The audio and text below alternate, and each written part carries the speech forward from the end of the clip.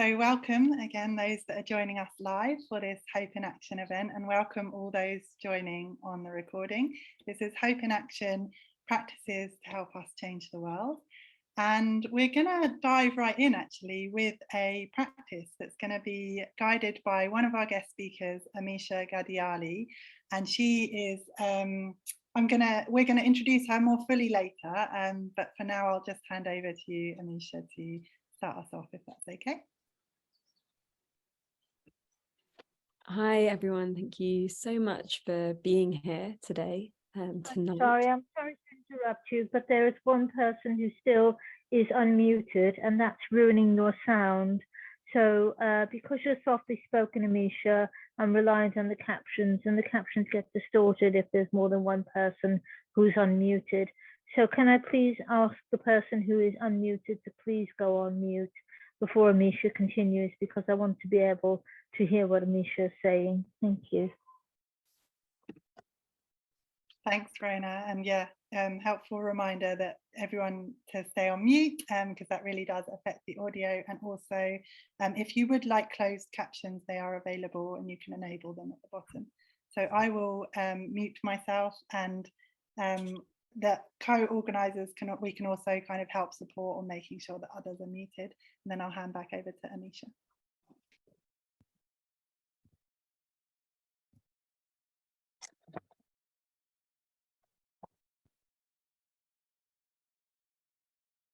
Everyone, Rona, I've just put my headphones in. Is that good for you? Much better, thank you. Okay, wonderful. Okay, I'd like to invite you all to close your eyes, and you can sit up tall if that feels good for you right now. And maybe allow just a little bit of a stretch or a jiggle, as you may be kind of coming into the space that we're sharing together. And then when you feel like you've moved your body, come into a still position, and you can close your eyes.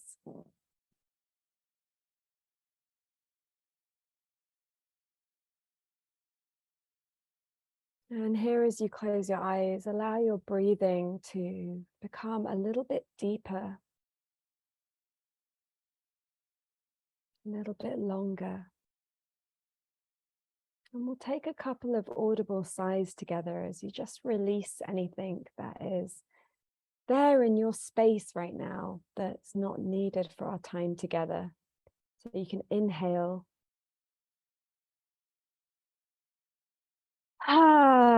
Just let a nice big noise out on your exhale. 2 more of those. Inhale.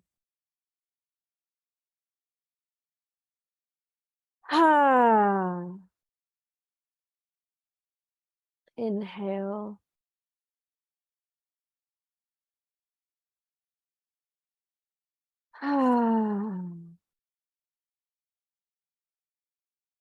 And now, as you allow your breath to return to this quiet yet deeper pace, I'd like you to take yourself to a landscape that you know, one that brings comfort to you in this world, a place that you go for inspiration and for a little bit of peace.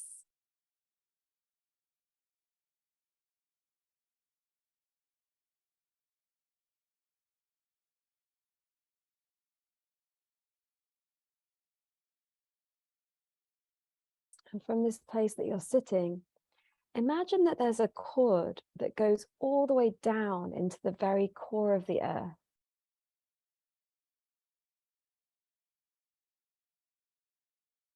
So you can feel that underneath you.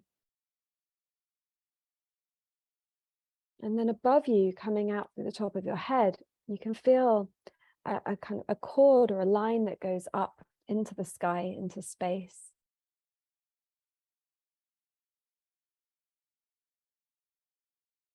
And take a few breaths between these energy centers.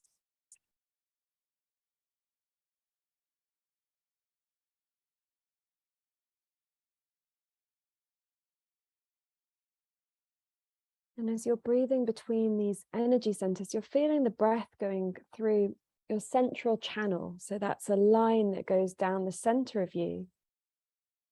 In Sanskrit, it's called your Sushumna Nadi.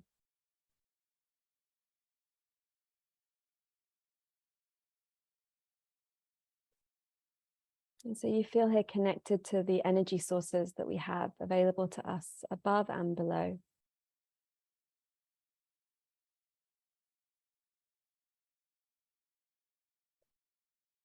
And now in the space around you, to notice if there's any energy that does not feel like it's yours, or perhaps there's some grief or some frustration. Maybe there's been something whirling through your mind, your heart today.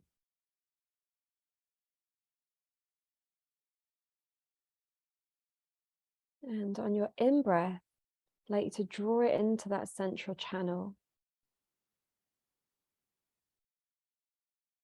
And as you exhale, release it down to the earth. And we're going to do a few of these breaths.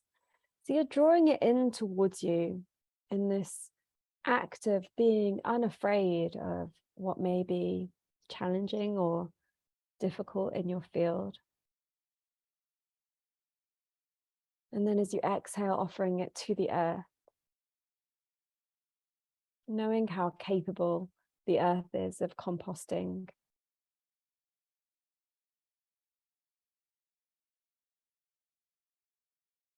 And take a few more breaths here. Inhaling into your center.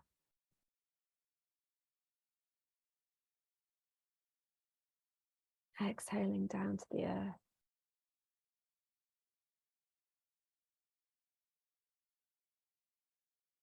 Inhaling into your center.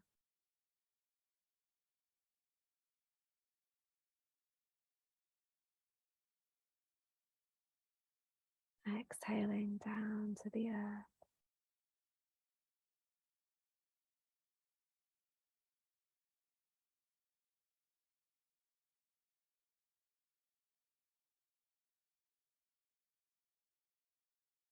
And now begin to breathe from above and below. So you're allowing your breath to move all the way through your central channel.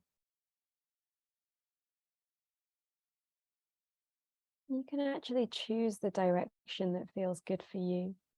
Maybe breathing from earth to sky, or maybe from sky to earth.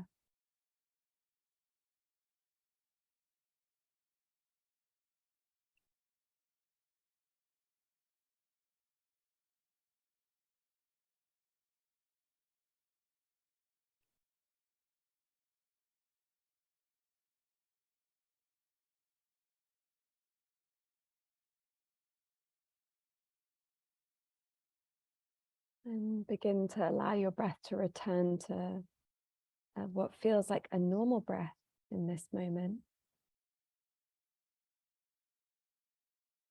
And become more aware of your sitting bones against the chair, the sofa, the cushion, wherever you might be.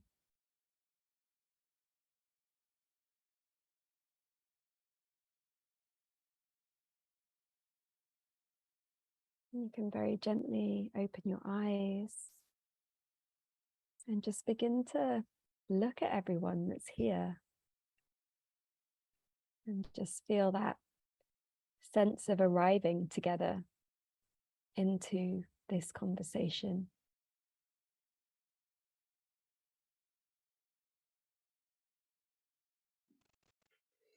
Amisha, thank you so much for drawing us into presence so beautifully. I know I'm certainly feeling a lot more still, so huge thank you. So this is our sixth event in our Hope in Action series, which seeks to support hope in uncertain times and nurture positive actions for personal and planetary well-being. We'd love to connect with you during and after the event, so for those of you that would like to, please do use the hashtags Hope in Action events or Hope in Action to share highlights and connect with us on social media. This series is hosted by the Resurgence Trust and the Network of Wellbeing. The Resurgence Trust is an educational charity that seeks to inform and inspire ecological regeneration, social justice, and spiritual fulfillment through its events and its publications, the Ecologist news platform and Resurgence and Ecologist magazine. The Network of Wellbeing is all about building wellbeing together. In their work, they connect people, support projects, and inspire action for the well-being of people and planet. And they do this through their events, network building, and community projects focused on putting well-being into practice.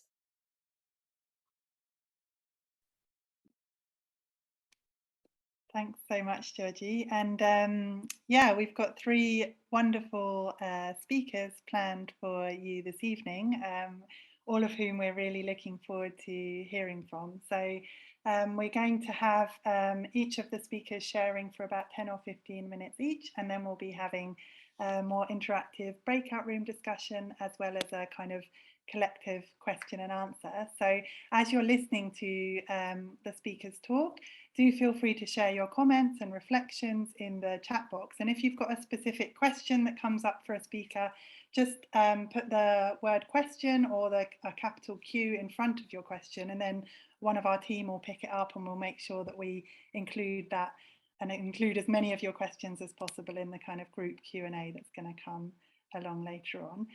But for now, I'm going to introduce our first speaker of the evening. Like I say, we've got three speakers planned, and the first will be Christabel Read. So Christabel is the founding director of transformative education platform Advaya and the charity Initiative Earth, which started with the climate action campaign MyEcoResolution, and she's now building a nature skills platform for a global community regenerating ecosystems. So a really amazing range of work, and yeah, I know that this is a topic that's kind of close to what Christabel has been working on in her various projects. So look forward to hearing from you, and hand over to you now, Christabel.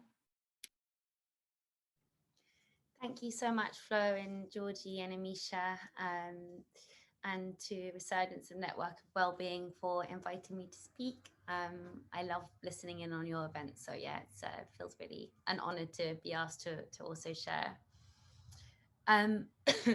As Flo kind of mentioned in my introduction, I'm passionate about change, deeply passionate about understanding how we create change that goes beyond the surface. And this question has really guided and propelled me for the past 7 years of my life.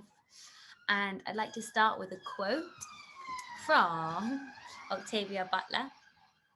The quote says, Octavia writes, "All that you touch, you change. All that you change changes you. The only lasting truth is change. God is change." And I love this so much. I think there are layers and layers of profound wisdom within what Octavia shares, because all that we can be sure of is change. And I wanted to start with this idea because I think it's interesting when we talk about creating change in the world. It's almost as if the world isn't always in constant change. And I think really what we mean is, how do we create intentional change towards a goal, and how are we able to stay present in that journey? So I'm going to be talking a little bit about that and some kind of thoughts and reflections.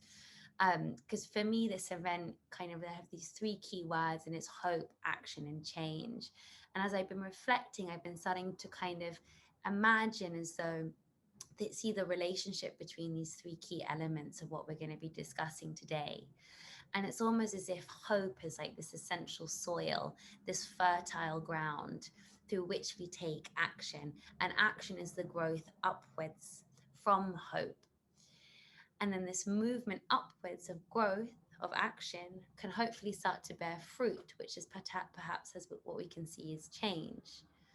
And then as the fruit ripens, it can drop back down to the soil and imbue hope again. So there's a cycle from hope through to action, through to change. And I think this is really important to remember. And when we think about hope, hope is essentially an active force, because we don't take action unless we have hope, meaning unless we have a belief and a faith that change is possible. And so these three elements are deeply, deeply interlinked, from hope to action to change. And when we're able to witness change, it brings us hope. Hopefully we can participate in change, and we kind of begin this cycle. And I think often we fall into these states of total disempowerment and disconnection because we are not participating in intentional change. But whilst kind of, change is perhaps the only thing we can be really sure of, perhaps in a tangible way, we cannot always be sure of hope, because change doesn't imply hope. But as I've just been saying, hope does imply the possibility of change, and the well-being and this constant flux of change, as I'm sure we experience every day, with kind of so much constantly occurring and bombarding us. We know that that does not cause us to have hope. So for me, like my practices, my daily practices, and how I kind of channel hope into action is very much rooted in faith. I genuinely believe and practice that belief in my daily action, that it is possible for us to co-create cultures which are thriving, which are regenerative, which are founded on liberation and freedom, and which move that way. And I think this is an essential teaching that's been passed down to me. And it's almost as if, like, when we think about how we are creating change, how we're taking action, with every breath we take, with every step we take, with every kind of touch and eye contact, we're creating this change. And I often feel like spiritual practices and embodiment and breath practices enable us to take that action in a way which is intentional. And then by taking this intentional action, we can then create the changes that we hope to see in the world. Essential again for me in this kind of hope and action, and practices to hopefully create change in the world, create change in our own lives, is very much about acknowledging an interconnected world of existence, like this web of life. And I think it was that realization through different practices that I was not just an individual, but that what I did to myself, I did to others, and vice versa, is what really propelled me and has sustained me in this world of, I guess, activism, action, regenerative culture building, processes of healing. And what's amazing with this knowledge is that it kind of can support us in both very small to much more grand or radical actions, when we really deeply orient ourselves and understand that every action we take, from the breath to voting, from taking the tube to giving birth, the impacts and the effects of our actions ripple out across this interconnected web of existence. And for me, that really gives me a sense of security, and, well, maybe not security, but a sense of I guess hope in this kind of cycle of trying to take action to create change. Orienting ourselves to this, becoming aware that our actions within us and around us is essential for creating a foundation, something stable that can hopefully enable us to take regenerative approaches to change. And for the past 7 years, my sister Ruby and I have been asking ourselves, how do we create change that goes beyond the surface? How can we channel our belief that we can co-create thriving cultures, thriving lives, thriving worlds? How do we move into this space and help facilitate some of this work within ourselves and within our communities? And it's that question which led us to creating Advaya 7 years ago. And Advaya is a platform for transformative education, and it's very much about exploring the interconnection between the inner worlds and the outer worlds, what's going on internally, from mental health, physical well-being, spiritual connection, to what's happening externally to us in our communities, within food systems, within society and politics, and so on. So we organize a lot of kind of deep inquiries, and Advaya was very, very, very much inspired by the work of Satish Kumar, who probably most of you know is the founder of, one of the founders of the Resurgence Trust. So it's really special to be able to be a trustee of the Resurgence Trust in this kind of lovely cycle, because it was where I started as well. Anyway, from Advaya, we moved into, well, we're still running Advaya, but setting up something in 2019 called MyEcoResolution. And again, when I say we, it's my sister Ruby and I.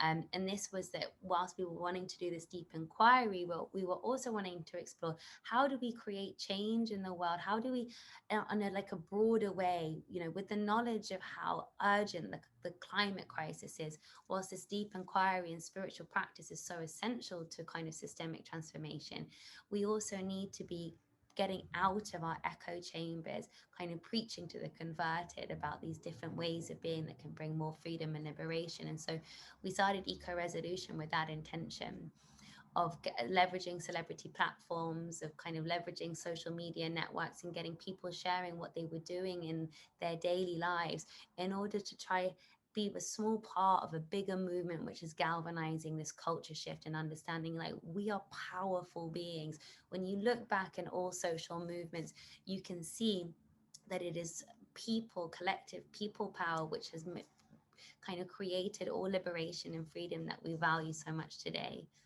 And then these learnings from MyEcoResolution led us to create this charity Initiative Earth, and now we're building this nature skills platform, because again, we got to this point within change making, this kind of journey of trying to understand what are the mechanisms that we can put into place to try and enable something deeper and more impactful to occur. And we got a little frustrated, to be honest, with social media, this idea that, you know, we're creating change by telling stories, but if those stories are not leading to the creation of mechanisms which enable people to turn ideas and belief and faith into tangible action that can create greater justice in the world and greater joy and happiness, we're not really doing anything. Instead, we're just intellectualizing and kind of walking around thinking that we've transformed it. Really, on a cellular and body level, if it's not integrated into our daily practice, if it's not integrated into our systems and communities, it's only really the start of a much bigger journey. So we're now creating this platform that will hopefully provide some of the skills, networks and funds people need in order to actively participate in ecosystem restoration and community revitalization. So that's all going to be next year. We're just in the kind of trenches of building that right now. Anyway, I say all of this because just to kind of share how obsessed I am by like change making and what it means. And I feel like I'm being a bit like airy about what I'm saying, because it's also such a hard thing to talk about when everything is change. But I really do believe, and then Ruby and I were yoga therapists as well before we kind of fully dedicated ourselves to Advaya and Initiative Earth. But being a yoga therapist really showed us that creating change that goes beyond the surface, that goes beyond narrative into actual embodiment, is one of the hardest things we can do. And yoga therapy also taught me that change is not about an end result, but it's about shifting how we orient ourselves and understand our relationship with change and with ourselves. And it's about how we show up every day to daily practice in order to embed and rewire and hopefully unpeel some of the narratives and the social conditioning that really prevents us from stepping into our power and fully being able to channel hope into action. So this practice piece is really, really essential. It's about enabling, cultivating different practices that enable our ideas, visions, and beliefs to really be meaningful and to be tangible in our lives. And this isn't about kind of practices on an individualistic level. Like I often think within environmentalism, there's this narrative of individualism, and it's very much about who are you as a consumer and what can you do to consume less or consume more, of what's wrong or what's right. And instead, I think the power within environmental and social justice movements can occur when we really understand our multidimensional existence and our interconnectedness. You know, we're not consumers, we are citizens, we are ecological and spiritual, social beings, citizens. We are invited constantly in every second to actively participate in life, to uphold the honor of being human being, as Pat McCabe says. So for me, it's, from my understanding, it's very much about, and with change, and what's really helped me in my moments of burnout, to be honest, is kind of understanding change from this relational perspective. So I'm very interested in exploring 4 dimensions of relationship. So I have a relationship with myself, and healing what can occur with my relationship with myself, rather than kind of seeing myself as an object, it's like in a field on which change must occur. I kind of, rather than othering myself, I explore the relationship I'm having with myself in order to reduce suffering and hopefully increase more freedom and liberation and health and happiness in myself. So that's the kind of first dimension that I wanted to talk about. The second is the relationship that I have with others, with fellow human beings, with my friends, with my partner, with my family, with humanity. The third is my relationship with ecosystems, understanding I am a small, insignificant, but powerful and also significant at the same time part of a web of an ecosystem. And the fourth is my relationship with spirit and the more than human, with the intangible. And it's when we understand, for me, like I just keep coming out because I don't want to be this, I think our conceptions of change can be very personal, but personally it's very, for me, deep change is about understanding our this relational perspective, and that we are constantly in a flow of change, and each day we can orient ourselves as such. And now, go, Christabel. Sorry. Oh, are we 1 minute? Yeah. 1 minute. Okay. So just shifting gears a little bit, one of the most profound teachings that I ever had around change making was reading the Bhagavad Gita for my thesis that was based on it in my MA. And in the Bhagavad Gita, it talks about and teaches the practice of non-attachment. And in many ways, the Bhagavad Gita was one of the most powerful calls to action about creating harmony in the world whilst creating spiritual liberation, and not separating the two as though they're two distinct things, and actually bring them together as one and the same. And one of the key teachings is that as we cultivate clarity within our mind, we find our Dharma and our purpose, easier said than done perhaps, but through meditation and these different practices, we can become established in our Dharma. And as we go out into the world to take action, we do so without clinging to the effects of our actions, without clinging to the results. And in that way, we can offer up the fruits of our actions to the greater good. And this kind of process of disidentifying with some of the stories that we can create around change, but fully surrendering to the process whilst creating non-attachment, for me has been one of the most powerful things that has really helped sustain me daily, really, in the different activities that my sister and I are working together on. So just quickly to summarize, we are in a constant flux of change, and one of the only lasting truths perhaps is change. And this is because of our very relational existence, and that every action we take creates change. However, change does not imply hope, but hope implies that intentional change is possible. And to create intentional change, the kind of change that can hopefully move cultures towards freedom and liberation, we can acknowledge the 4 dimensions of relationships. And when we establish ourselves in that interrelational existence, we can really start to embody the different ways that we can take action in the world whilst rooted in hope and faith, and in this kind of surrendering to this web of existence. I'll probably wrap up there. Thank you very much. Christabel, thank you so much for all those really useful and hope-inspiring insights and perspectives. Really, thank you so much. If you've got questions for Christabel, please do submit them in the chat. We've got a few coming in, and we'll come to questions after we've heard from all 3 of our speakers. Next of whom is Lynne Segal, a feminist scholar, writer, and activist. She's a professor at Birkbeck College and has written many, many books, including one called Radical Happiness, that explores the liberation that comes with transformative collective joy. So Lynne, thank you so much for being here today. Thank you. Thank you, Georgie. Thank you, Resurgence. It's wonderful to be here and to discuss hope in these rather gloomy times, so to discuss the very opposite of gloom, hope, and even hope in action. Now, it's not so easy. We know that many of us have struggled to maintain our mental health and our mental well-being throughout the COVID pandemic.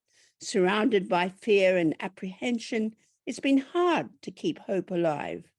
However, in my experience, and what I'm going to go on to argue, is that those who have managed to find ways to feel useful together with others have fared better than many. And I was lucky. Before the sudden appearance of COVID, I had already been writing about our shared forms of vulnerability, our need for care, our global interdependencies, and the importance of placing the complexities of care at the very heart of politics. Even more fortunate, 4 friends joined me to study our culture's historic refusal to value care work, which is always identified as women's work, often unpaid, somehow seen as unproductive, even though our economy depends upon it. So our resulting care manifesto kept us all busier than ever throughout the pandemic as we connected with others virtually worldwide who were also discussing the politics of care. And as we developed our vision of a truly caring world, we focused on how governments, how municipalities, how media outlets could become more caring, could be working to create greater pleasure, to create, as I argued in that earlier book of mine, collective joy, rather than what we have now, the current narrow and dishonest concern with individual aspiration, pretending that everybody, if they work hard enough, will always be fine. Whereas, of course, many people will inescapably flounder, given the way things are at present. So the first crucial point is understanding, as we heard from the last speaker, understanding the extent to which we all depend on each other. It's knowing that nurturing rather than denying our interdependencies, nurturing our dependencies rather than denying them, can encourage us all to work together in a world in which each of us can not only live, but thrive as best we can. Now, interestingly, such ambitions return me to the very beginning of my adult life, to that political milieu I encountered when I first entered adulthood in the 1960s. Young people then were aware of that there were appalling events happening around the globe, but they rarely seemed to reach our own doorsteps, least of all in my lucky birthplace in Sydney, Australia. Lucky, that is, for its incoming settlers over the 2 previous centuries, who barely registered the genocide of the country's Indigenous population, its Aboriginal people. We did hear about the Sharpeville massacre in 1960, with anti-apartheid struggles often drawing us onto the streets in boisterous protest outside the South African embassy. And by the close of the decade, we were rallying regularly outside the US embassies in opposition to the Vietnam War. This opposition became the badge of progressive consciousness back then. So hope and optimism flourished on many fronts throughout the 60s. Calls to make love, not war, rang out around the world, and the graffiti adorning the Parisian walls during the flashpoint of 1968 told us to believe anything was possible. Be realistic, demand the impossible, form dream committees, and so on. Calls for hedonistic revolt reverberated globally. These calls were always laced with the thrill of sexual freedom, at the time still surrounded by massive hypocrisy, where women couldn't even get contraception, without saying they're about to get married and so on. We must make love instead of making money, urged the gleeful British poet Adrian Adrian Mitchell. And in 1968, the Beatles' song Revolution entered the official top 20 charts in the Anglophone world. We all want to change the world, they sang, calling for evolutionary, non-violent change. Meanwhile, the term sexism was coined during that decade as women struggled to find their own voices alongside men on the barricades.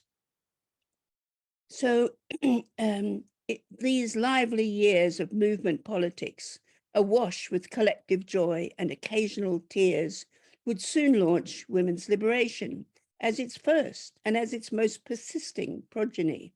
Indeed, the spirit of the 60s was the cradle of women's liberation, which blossomed in the 1970s. During that decade, ideas from the earlier New Left's Herbert Marcuse, Raymond Williams, Edward Thompson, and Stuart Hall talked to us about all that was wrong with the present and how we could build a good life for everyone. People often like to quote the 19th century visionary William Morris when he called for the creation of a society of equals, where people no longer needed to escape poverty, but had the resources to pursue meaningful, pleasurable lives. We're still waiting. E.P. Thompson argued that Morris's goal was the education of desire, urging us to desire differently and to reject the purely commercial reasoning of capitalism. These male mentors all spoke of the significance of culture and of community life, alongside support for civil rights, while applauding calls for direct action and for cross-class solidarity. So it was into this heady mix that budding feminist voices placed overcoming women's subordination and incorporating questions of intimacy, of housework, of childcare, and community life at the very center of politics. And this all happened really fast, many women developing a new sense of hope and confidence, the ardent optimism of that time expressed by those who recorded it, such as Sheila Rowbottom here, Adrienne Rich, and Audre Lorde in the USA, were quickly joined by the voices of thousands of women, actually millions of women globally. We fought for and we won new laws supporting women's rights and equality in the home and the workplace, alongside laws against violence against women, gradually rape in marriage, and growing acceptance of women's reproductive autonomy, alongside engagement in broader anti-racist and anti-colonial struggles. So what I feel now is, looking back, we do seem a long way from that spirit of jubilation that so often energized these confident decades. Personally, after 60 years of consistently engaging in radical thought and action, it's daunting to see that we now face a world that looks more unequal and more uncaring than ever. And what happened is that progress and improvement for some have been matched by continuing poverty and decline for others. Once we add in the impact of a global pandemic and then an overheating planet, it's clear why dystopian scenarios have become more seductive than ever. Yet, the recent combination of COVID-19, worsening climate change, and other calamities did also convince more people that something is drastically wrong with a system in which many of us no longer have the time or the resources to care adequately for each other, even when we really want to, or to care enough about the world at large. And the result is two radical imaginations pushing in deeply contrasting directions. And I think we go for the second one tonight. For some, we are finally leaving behind the present disasters of capitalism, but only for something even worse. The entrenchment of unregulated corporations is threatening to sideline the state itself, sideline welfare, and render workers' struggles futile. Many people's jobs are more precarious than ever, with the extreme and increasing wealth of the few now relying on the creation of perpetually precarious, impoverished jobs, an impoverished underclass around them.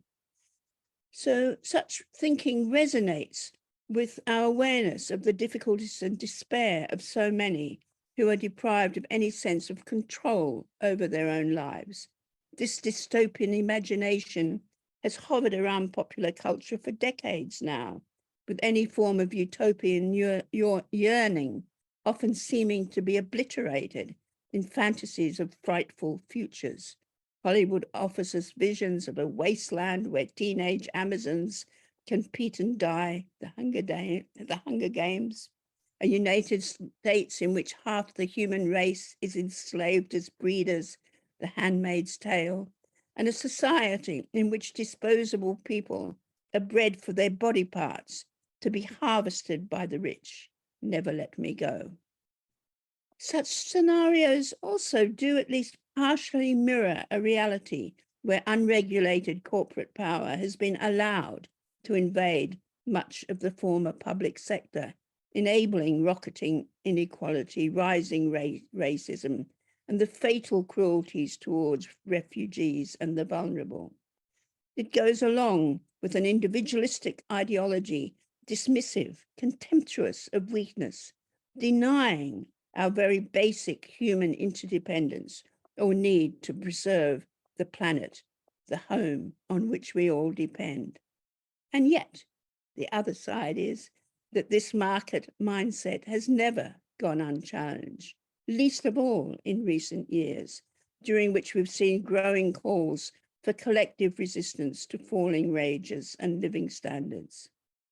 Like other progressive activists trying to stay buoyant, I often borrow Raymond Williams' 1980 reminder that radical politics must be about making hope possible rather than despair convincing. And I see such hope, the attempts to make it possible, in the surge of climate activism in recent years. I also see it and hear it in the persuasive calls coming from feminists and left economists such as Kate Raworth or Thomas Piketty, urging us to replace old commitments to endless growth, with regimes prepared to invest in different forms of social and shared ownership alongside ecological preservation. As Raworth spells out, wishing for constant growth today is actually a planetary death wish. Instead, we must create economies that promote a flourishing web of life for all humans and for the world at large. It was this awareness that triggered my recent involvement in the CARE Manifesto, which is an appeal to look into and place the crucial labor of love at the very heart of our politics. And we pointed out that market logics are crucially different from care logics, despite the way in which care homes and so on have been outsourced for massive profits over recent decades. For care work is not actually quantifiable. It's relational, and it requires time and flexibility and creativity. And also, care work, this crucial work of care, is very challenging. And that's why it needs public support, not any search for profits.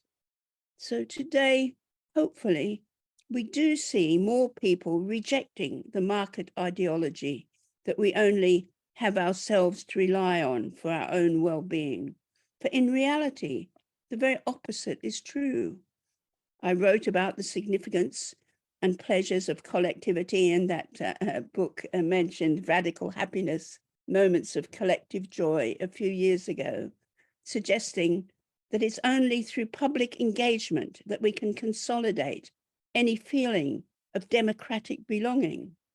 Or, as care theorist Joan Tronto says in her book, Caring Democracy, once we acknowledge that we all depend on each other, that dependence is a fact of all our lives, freedom then actually lies in our capacity to care for others, having the time to care for others and to commit to who and what we care about. So the significance of caring and collective engagement was, fortunately, at the fore in the challenging years we have just faced with COVID, when globally mutual aid groups flourished to help those isolating. And it's clear that these activities help all involved, not just who are the receivers of care, but the givers of care. Recent research at LSE, for instance, reported that people volunteering got a sense of purpose and pleasure, and their overall well-being actually increased through those activities. However, in the longer term, volunteering and mutual aid usually needs forms of public funding to flourish. Nevertheless, as that perennial optimist and writer Rebecca Solnit reminded us recently, sometimes, despite new caring activities emerging during activities, such as when the Common Ground Health Clinic was formed after Hurricane Katrina in 2005, it changes people's way of relating to themselves and others. And indeed, that Centre for Free Medical Support is still working today. So it's a particular energy that comes from joining together with others in envisaging a more equitable, peaceful, and fairer world, and then sharing those imaginations that really does give people hope. Indeed, other psychologists have pointed out when measuring students and their satisfaction that it was students involved in political activity, particularly opposing climate change, who actually had the best outcomes in terms of their mental health. So this may sound idealistic, and yet the pervasive epidemic of loneliness today, along with the soaring levels of depression, suggests that encouraging the power of collectivity and the spirit of solidarity really is our best hope in the present. Hope that comes from the sense that our feelings matter. And that's why there is so often a shared exuberance when we are coming together, to try and work for a better world. So my great hope, shared by many others, and I'm sure everyone connected to Resurgence, is that the many crises of the present can encourage us to find better ways of seeking change together. And despite all impediments when watching the vitality of today's progressive movements, from radical eco-warriors to Black Lives Matter, disability rights activists, and the current surge of union activism, I do see that longing for collective action and a better world. So I think, following Brett, we might say there may be dark times ahead, but there can also be singing, at least when we gather together, working for better futures. There's the hope. Thank you. Thank you so much, Lynne. Really inspiring to hear your sharing and to hear the incredible journey of activism and engagement that you've been on, and the lessons learned from that, and the importance, following on from Christabel's sharing, of that kind of acknowledging that interconnectedness and really supporting each other and working together. We've got one more speaker this evening, and then we're going to have a kind of chance for some of the amazing questions that have been coming in from all of you in the chat box, and a chance to just kind of check in and connect with each other briefly in the breakout rooms for those that would like to do so. But before we go on to that, I would love to introduce our final speaker of the evening, and that's Amisha Ghadiali, who led that incredible practice at the start of this event, and she is the founder of All That We Are, which is a podcast and community which inspires grounded optimism, weaving together activism, spirituality, regeneration and creativity. And she's also the author of a book called Intuition. And yeah, I'm really excited to hear your sharing and your reflections this evening. Amisha, over to you. Thank you so much. Oh, you know, I'm one of these people that I would say I get out of bed like 90% of the time feeling like really inspired to make the world a bit better and to live in my joy and enjoy each moment. And I feel that this is in part due to some of the practices that I've done in my life. I've been deeply schooled in resilience through various things that have happened to me, to my family, things, you know, like institutional racism and near-death experiences. I've had some pretty epic accidents in my early 20s and various things where I've just had to like really dig into myself, and you know, all these journeys around like trauma and shifting subconscious patterns and meditation and yoga and clearing ancestral trauma, all of these kinds of things. But 10% of the time I wake up feeling really grumpy, and today was one of those days. And yeah, I just feel a real heaviness today, and I feel like it's important to speak to that, because there's a lot going on in the world that is like really, really hard to stomach, and that's really, really hard to live within. And you know, just this week, obviously there's a lot that's happening in the news, and there are certain stories that are taking, you know, precedence over the space that we're in, and then there are others that aren't getting the airtime, and we see all these distortions, such as protests of people for a young 24-year-old man called Chris Carber, who was killed by police brutality. Actually, like being on the news, being told that these are people out for the Queen, grieving for the Queen, and it's like, wow, like that's just a world that we live in. Like there's so much distortion, and you know, there are so many things going on in the world that like honestly just make me really like, yeah, make me cry, make me feel frustrated, make me feel like I don't think anything I ever do or anyone else might do could be enough. And I say this as somebody, for those of you that don't know, my work is all about how like we all have the power to make the world a bit better by how we spend our time, our money and our energy. And I feel like it's really important to hold both, because we do live in this like very real world. And the practice that feels the most alive to me today is this practice of like fully showing up in our lives and fully showing up for whatever it is that we're faced with, and doing that with this sense of an understanding of what's come before us, and a potentiality of what's there ahead of us, and being able to fully be in that space and in that moment. And I say that because I remember sitting with a spiritual teacher some time ago, must have been sometime in my early 20s, and I don't remember exactly who it was, but it was definitely a man, and he was basically saying that hope was like this terrible thing because it means that you're not present, and that you're kind of wishing that things are different to how they are.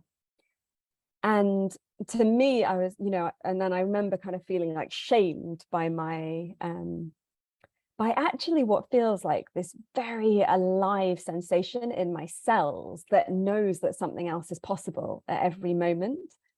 And you know, I think in the way that all of us can be quite shut down by some of those really kind of strict patriarchal kind of shaming teachings that can be out there in the space. I had to go on a bit of a journey to really be like, no, but I love hope. And hope is so innate to us as human beings. If we didn't have hope, if our ancestors didn't have hope, we wouldn't be here. Like, we just would not be here today. Like, it's so incredible when you think about how much death there has been in the past for all kinds of different reasons, such as wars, colonization, illnesses, and somehow our mothers and fathers survived, and their mothers and fathers survived, and their mothers and fathers survived. So it's really quite this extraordinary thing that each one of us is here. And Lynne was talking about care, and I'm in this place where I'm looking after my mum, who has Parkinson's, and any of you that have experienced that disease up close, like, know how horrendous it is. And you know, when I think about my mum's life, you know, she was born in India, the year of independence, and she came to England in the early 70s, gave her whole life in service to the NHS, and then now, you know, we're here, and what's so interesting about Parkinson's is it's this disease that like completely like attacks both your mental and like physical capacity, but it works in this way that's like, it's not a straight line. So today there's been moments where like my mum, like sitting up has been completely impossible, but still she tries, or I help her and we try. And then at some point later in the day, it might be completely possible, like that she gets up and she walks somewhere. And I've been watching this and I've been like, gosh, it's just so hard. There are some moments where it's so hard to do that very simple thing, like literally sitting up. It's like completely impossible. And yet a few hours later, it's completely possible. And so there's this inbuilt sense of hope, right? That you have to keep trying because you don't know what might be possible the next time. And from this, what I really feel is that hope is this like inbuilt aspect of who we all are as human beings, and that it is there, and it's there in every cell of our being, that like, you know, we're moved towards something, and it's something where there's more connection, where there's more possibility, and where we're living a life that feels more aligned. And so how do we allow ourselves to listen to that even more in our lives? And of course, this is where all of these other practices that we talk about, and Christabel shared like some amazing ones. And you know, for me, like being able to go outside and just look at the stars and feel my feet on the ground and sit and whisper with a tree is something that like restores something in me in a way that you know, there was times in my life that I didn't know that was possible. And so I do believe that these practices of just simply understanding ourselves in a much more expanded notion of who we are, and so not just the me here in this body in this story, and not just people that are like me, but actually expanding that sense of we to all like beings on this planet, to all humans, to the animals, to the trees, to the more than human world, and to understanding that we're kind of always living in this reciprocal relationship, and how in every moment can we draw ourselves into a deeper integrity with what that means and what we're being invited to show up for. And for me, that's hope in action. That's like that ability to really listen to ourselves and to listen to what it is that's being asked of us in that moment. And sometimes it's like big and it's world changing, and sometimes it's so simple. It's really like caring for somebody, or caring for ourselves, or caring for a little patch of earth. I have no idea how long I've been speaking for. I forgot to check the time. You're all good. You've got about 6 minutes, Amisha. 6 minutes, okay. And so I guess like part of the practice is, how do we get through the bad days? Because, you know, like when we wake up and everything feels amazing and we're like surrounded by our best friends, like doing something really wonderful in a beautiful landscape, we tend to not need a practice that roots us deeper into hope. But on those days where it all feels a bit much and we feel quite alone, and there's a sense of overwhelm with what's going on in the world and what's out of our control, and when we question whether any of these things actually help or make sense, and if anything's possible, then in those moments, like, how do we ground into a deeper sense of hope? And I believe that actually allowing ourselves to feel those difficult emotions, to feel that sense of impossibility, is sort of where we can then increase our scale of impossible to possible, if you know what I mean. And I feel like it's like with hope, with this sense of like what's completely impossible and what's possible, the more that we're able to kind of sit with like that impossibility of like, okay, like how does this feel? I feel like then we're able to expand ourselves into like, oh, what would happen if we could move it in this way, if we could nudge it in this way just a little bit. And as Christabel said, if we can do this with that practice of non-attachment to what happens, then of course that allows us to keep showing up again, just like with my mum, how she's able to keep trying to get up, you know, without knowing if it's going to work that time or not. I feel like there's something really interesting in these spaces of change making, and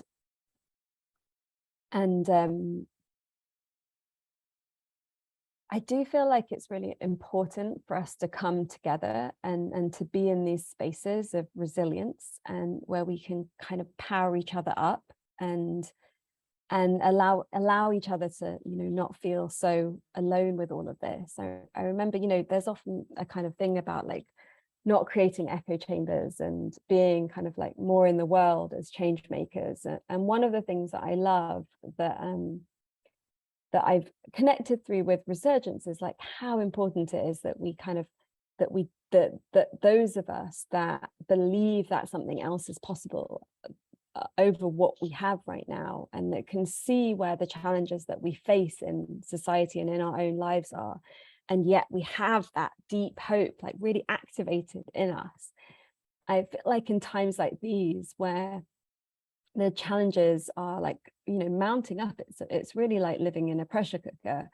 It's so important that we spend this time together, and that we share, and that we reach out really to each other, and, you know, we take each other on walks, and we find ways to gather by the fire, whether it's a real physical fire or it's here, as we are all right now. And we just remember that we're not alone in all of this, and that, you know, and that power of us coming together, that power of us having different conversations, that power of us inspiring something else, that power of us holding each other in support through the difficult days, that does so much in this world.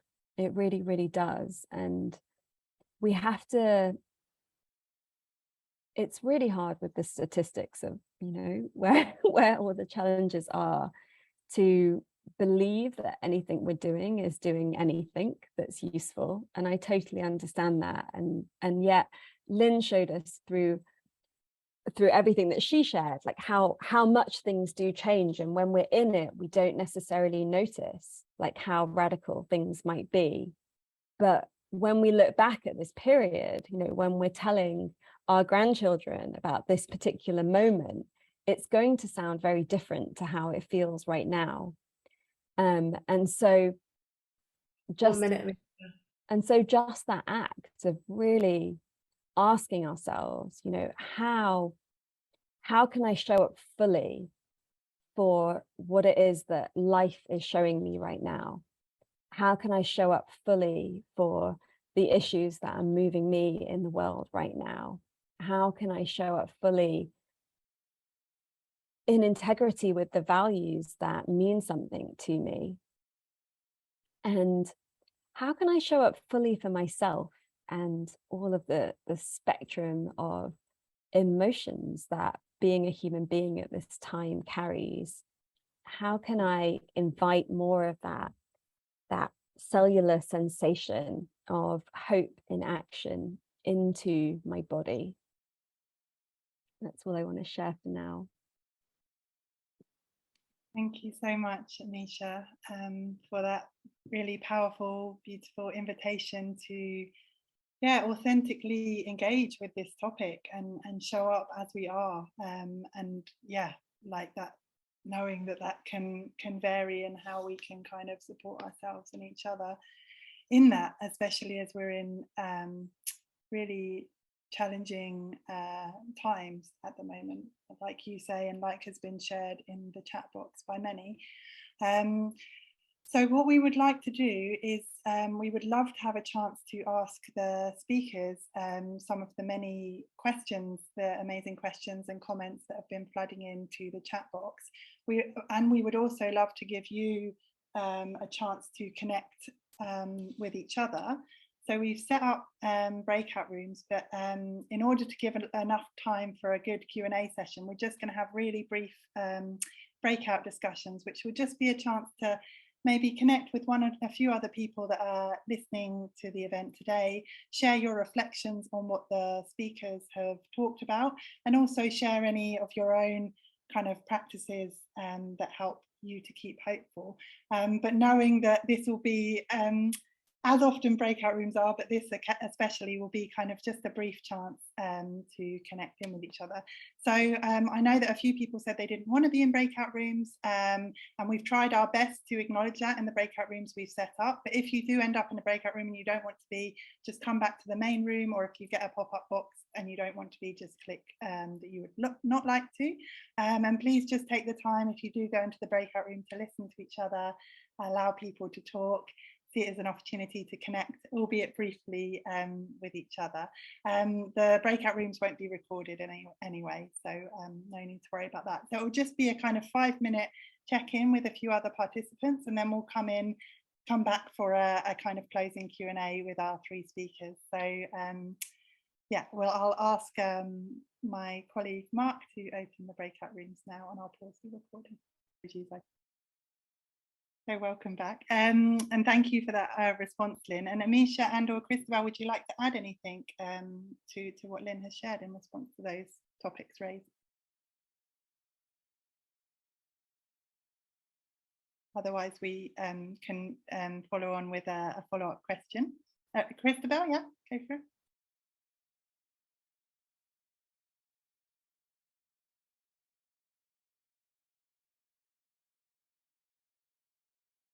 You just need to unmute your. There you go. Thank you. Sorry. Thank you, Lynne. It reminded me of something, what you shared reminded me of something that Asad Raymond shared in the first Regenerative Activism conference that we did, which was a kind of story about expanding our perspective of change making into something that becomes intergenerational. And he spoke about his family. I think it was in Birmingham, I might have gotten that wrong, but as a child, and the activism which he witnessed and partook in as a young boy, and now as he's older and the amazing leader of the War on One organization and many other things, and you're kind of carrying this baton. And I think a little bit of what I was trying to articulate earlier on is, it's like, how do we shift our perception of what change and hope is? I think that, but like trying to be more tangible now. I think what is like I think what can be really, really helpful is when we can go to something which is tangible. And what I can really struggle with personally is that a lot of my work is online, about kind of facilitating, creating these online spaces. And then I close my laptop after a 12-hour day of working, and there's kind of nothing around me to show for that work, and it can feel really, really hard sometimes. So I think going back down to the tangible, like how can we be literally participating in the restoration of ecosystems? That to me is one of the most tangible, powerful things we can do, because by participating, whether that's restoring a local river, planting on your balcony, on your windowsill, around the soil of a tree on the street, you know, something around like even propagating with house plants, to something more organizing with your community about clearing like an area of disused land up. Like this is when we can really take these perspectives and bigger picture ideas and put them into the tangible. And I'm in love with ecosystem restoration because of this. And this is why we're now shifting our attention to ecosystem restoration. And I think when it comes to culture change, what I found amazing and terrifying, one of the things about COVID, was seeing how overnight the world changed. And after years, being quite young, but still years of trying to think about change, I never actually thought it would be possible for overnight there to be such radical change. And what we saw is media and the government uniting behind a narrative around a crisis, and then everything else kind of enabling for that culture change to occur, because it's like a lot of mechanisms that were put into place enable people to not go to work. I'm not going to go into all the injustice that occurred, just my point being that the importance of the government and media coming together around a narrative shift and a united story. And if that's not coming from the media and it's not coming from the government, how can the people do that? But then about us creating the mechanisms which enable alternative systems to make the old systems obsolete. So rather than being like, how can I fight against or mitigate climate change, instead, what are the tangible solutions that we can work together on that make those old systems obsolete? So we're not adding power to what is already corrupt. We're actually just turning our backs on it as we come together and huddle together in our communities and our interconnected communities around these solutions that can actually make us see the tangible growth and transformation that's possible. Thanks so much, Christabel. And sorry that you and Amisha, on a very practical point, couldn't unmute. I'll see if I can ask Amisha to unmute to share in kind of closing now. Thank you. Yeah, I don't have like a big kind of answer to this question, but I feel like it is a question that we're needing to re-ask at this moment. And I sort of started off like my career working in politics and really saw that as a vehicle for change. And I worked for an MP and a congressman and did a lot of stuff with political parties and on a referendum campaign to change our voting system and all kinds of things. And then I got so like, oh, and like, this isn't going anywhere. And then went really so deep into the sacred activism path. And I guess like what I'm seeing at the moment is that, yeah, like online petitions like are not working. It's not enough. Like we're seeing that a lot of these aspects of our society that actually really fundamentally have a very direct impact on the quality of life for many, many people, and not getting addressed through what we have. And whereas I believe that I totally believe in creating a new system, but it does feel like we also need to pull this one into check, and that's really showing up in my space at the moment, and I don't know how. I know a friend of mine, a lawyer, Paul Powlsend, like he went into Parliament Square yesterday and just held up like a blank piece of paper, and the police came straight over and took his details, and then he said, you know, if I was to write "Not My King" on this, for example, what would happen to me? And they were like, well, you would be arrested, and this is what would happen. And so I think we're finding ourselves at a little bit of a crisis point in how we actually do come together for these big societal shifts within the current system. And you know, there's this sort of aspect of failure of the commons, which seems to me to be a big symptom of our individualization that we live within, and the pressures that we're all under just on like the day-to-day, that mean that we're not able to come together and use our common spaces or use our common power in a way that is really, really effective. And so that's not really an answer, except to say, like, we need to come together and figure out how we can bring more equality into, you know, into the system that we have, and how we can bring some more checks and balances, because it's all got really out of control. And I, you know, I know I don't want to leave this as a legacy for the future generations. Like, I feel like we have to do something within the system as well as what we're doing outside of the system. Thank you so much, Amisha, and thank you all three of you, Christabel and Lynne, for all that you shared here today. It's such a huge topic, but you've offered such incredible perspectives for us to think on and to live into. So thank you so much for giving your time here today.